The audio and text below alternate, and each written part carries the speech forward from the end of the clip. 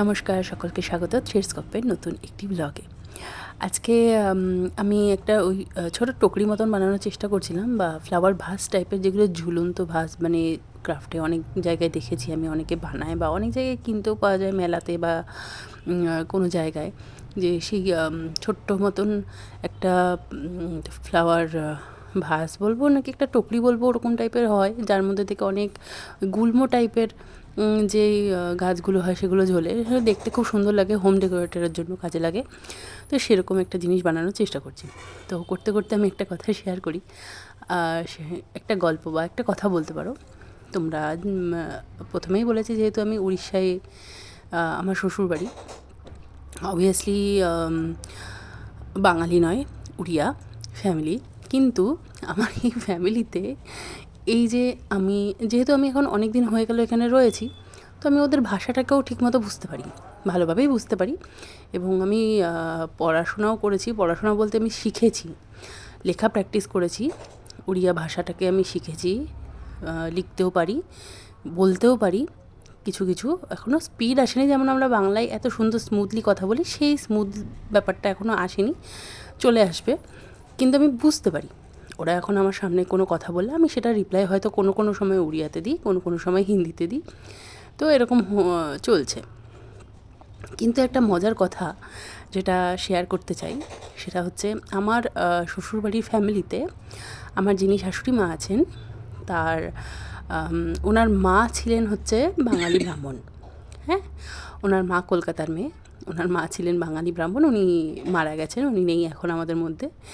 কিন্তু মানে আমার ফ্যামিলিটা হচ্ছে বাঙালি আর উড়িয়ার মিশ্রণ বলতে পারো। এখন মজার ব্যাপারটা এটাই যে আমার শ্বশুরবাড়িতে যখন আমি যাই, তখন আমার শাশুড়িমার সঙ্গে কোনো সময় আমি বাংলাতে কথা বলি, কোনো সময় হিন্দিতে কথা বলি, কোনো সময় উড়িয়াতে কথা বলি। এইবার মজাটা হচ্ছে যে যখন আমরা বাংলায় কথা বলি, তখন বাকিরা বুঝতে পারে না। আমার দেওর বা আমার শ্বশুরমশাই যিনি আছে, উনিও খুব ভালো মানুষ, খুব মজা করেন, কিন্তু ওনারা বাংলা এতটা বুঝতে পারে না, যেটা আমি আর আমার শাশুড়ি মা কিন্তু বাংলায় ভালোই কথা বলি। আর যখন কথা বলি তখন বলে, এরা কী কথা বলছে, হ্যাঁ কিছু বোঝা যাচ্ছে না, আমরা কিছু বুঝতে পারছি না। এই জিনিসটা আমার বেশ মজা লাগে, যে আমার শাশুড়ি মা বাংলাতেও কথা বলেন, হিন্দিতেও কথা বলেন, উড়িয়াতেও কথা বলেন, তো আমিও সব রকমের মিক্সড চলছে। আর মাঝে মাঝে হাজব্যান্ডের সঙ্গেও এরকম, আমার পরের সঙ্গেও বলতে পারো, যখন কথা বলি বা কিছু করি, সেও উড়িয়াতে, মানে শেখানোর জন্য সে উড়িয়াতে কথা বলে, আমি বলি উড়িয়াতে বলতে, যাতে আমি বুঝতে পারি। তো বলি কথা। মাঝে মাঝে কী করি, যখন ধরো রেগে যাই, যখন রেগে গিয়ে মাঝে মাঝে উড়িয়াতে অ্যান্সার দিই, তখন আবার আমাকে মজা করে এমন এমন একটা কথা বলে ফেলি, যেটা ধরো হয়তো ঠিক আছে, কিন্তু শুনতে এত হাসি লাগে যে হঠাৎ করে হিন্দি কথা বলতে বলতে রাগের চোটে আমি উড়িয়াতে কথা বলছি। আমার বেশ মজা লাগে, তাদেরও মজা লাগে, তারাও আমাকে শেখায়, শেখাতে খুবই হেল্প করছে। তো এই হচ্ছে ঘটনা। আমার শ্বশুরবাড়ি হচ্ছে মিক্সড বলতে পারো, বাঙালিও আছে, উড়িয়াও আছে, সব মিলিয়ে মিশিয়ে একাকার। একাধারে আমার শাশুড়ি মা বাঙালি, একাধারে যেহেতু উড়িষ্যায় বড় হয়েছেন, তো উড়িয়া ফ্যামিলিতে বিয়ে হয়েছে, সেরকম আমিও বাঙালি এবং আমার উড়িয়া ফ্যামিলিতে বিয়ে হয়েছে, উড়িয়া ব্রাহ্মণ। তো সেখানে আমিও আপাতত মিক্সড একটা ব্যাপারের মধ্যে রয়েছি। ভবিষ্যতে দেখি আরও ভালোভাবে হয়তো শিখতে বা বলতে পারবো। কিন্তু এখন আরেকটা মজার কথা হচ্ছে যে কেউ ধরো আমার সামনে আমারই ব্যাপারে কথা বলবে, সেটা কিন্তু আমি বুঝে যাই। আর মাঝে মাঝে এমনও হয়েছে যে অনেকে ধরো জানে না যে আমি শিখছি, তারা হয়তো আমার বরকে বলছে যে তুমি হেল্প করো, তুমি কেন শেখাচ্ছ না, আর কদিন লাগে শিখতে। সত্যি কথা বলতে বাংলা আর উড়িয়ার মধ্যে কিন্তু একটু সামঞ্জস্য রয়েছে, একটু ভালোভাবে শুনলে কিন্তু বোঝা যায়। তো সেই ক্ষেত্রে স্পিডে বললে বোঝা যায় না, স্পিডে যদি কেউ ঝগড়া করে, সেটা আমারও এখনও অবধি বোধগম্য হয় না যে তারা কী ব্যাপারে ঝগড়া করছে। একটু স্লো মোশনে বললে ধরে নেওয়া যায়।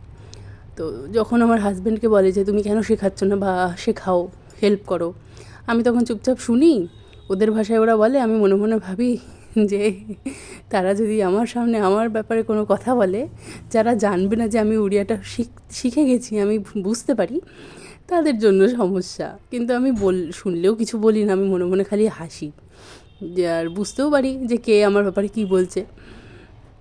মজার ব্যাপার কিন্তু না।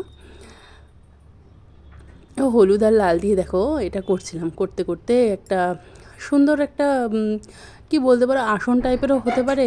ভবিষ্যতে ভাবছি এরকম কোনো একটা আসন, বড় কোনো ঠাকুরের আসন, যেমন আমার একটা কাকিমা আমাকে বলেছেন যে ঠাকুরের কিছু বানাতে, কমেন্ট করেছিলেন উনি।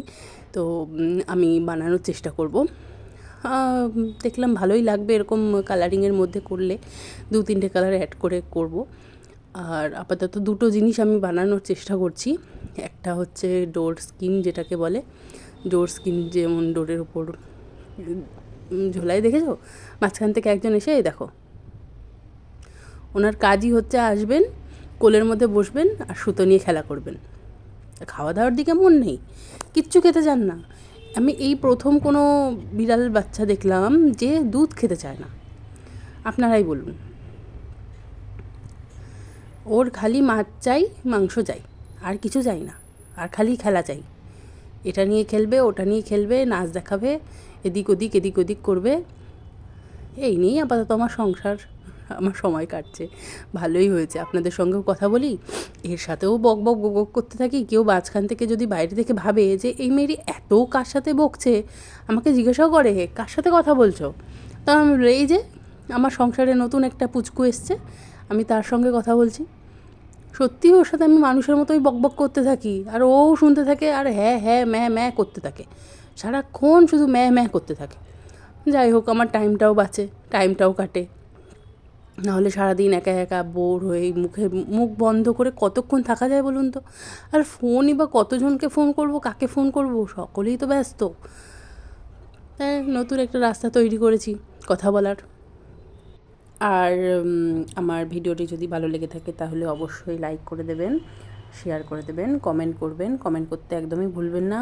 কীরকম লাগছে সেটা অবশ্যই জানাবেন, ভালো লাগছে কি খারাপ লাগছে সম্পূর্ণটাই জানাবেন। খারাপ লাগলেও জানাবেন, সেটাকে ভালো করার চেষ্টা করব। কারণ আমি তো নতুন, আপনারা যদি সাপোর্ট না করেন আমি মোটিভেটেড হতে পারবো না। তো আমাকে মোটিভেট করুন, সাপোর্ট করুন, আর চ্যানেলটিকে সাবস্ক্রাইব করে পাশে থাকুন। ভুল ত্রুটি মার্জনীয়। আজকের মতো এইটুকুই। টাটা, দেখা হবে খুব শীঘ্রই।